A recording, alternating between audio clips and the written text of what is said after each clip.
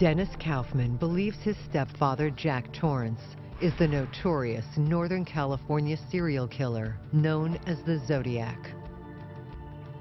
Jack admitted to it in a tape-recorded interview with Dennis. And now Kaufman tries to prove that his stepfather was telling the truth.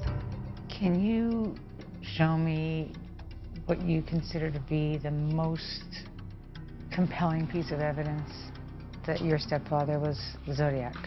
After I put the composites together, it was uncanny, the resemblance. Then I started taking some of the Zodiac letters and some of Jack's writing and finding the same words and putting them together. You can see the similarities. The top lines are Zodiac's and the word line right beneath them are Jack's. Zodiac's, Jack's, Zodiac, Jack, all the way down. Tell me about this Diablo, Mount Diablo. Okay, you want to know about that? Yeah, I do. Zodiac wrote a letter in 1970 that said, P.S. The Mount Diablo code concerns radians and inches along the radians.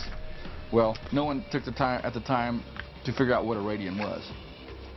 This is the last page of a 7-page letter that he sent.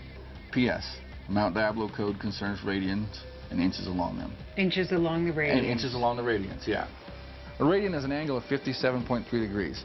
On top of Mount Diablo, if you take a line from the top of Mount Diablo to the murder site of Paul Stein in San Francisco, and then if you connect another line to the 2 murder sites outside Vallejo, they make an angle of 57.3 degrees, a perfect radian, just like Zodiac said. I connected the murder site over here at Lake Berryessa, and I realized that it made an odd angle of 16.2 degrees. At the time, I thought, what's that? Well, then I realized that 6 radians plus 16.2 degrees make a complete circle. The word Zodiac in Greek simply means circle. Okay, so how could you be living in the same house with him all those years and not know he was killing people? It was no secret. What do you mean it was no secret? Jack talked about it. I mean, it's like we saw him stab a man in 1975. Oh, explain that to me, please. We were at my aunt and uncle's house in Sacramento in 1975. I was only 7 years old at the time. 3 guys were walking by with a radio loud. Jack and my mom were sitting out on the lawn. Jack had been drinking a little bit, and he asked the guys to turn the radio down. One thing led to another. They got into a confrontation. We looked out the window, and Jack had this guy around the neck and had his pocket knife up this guy's face.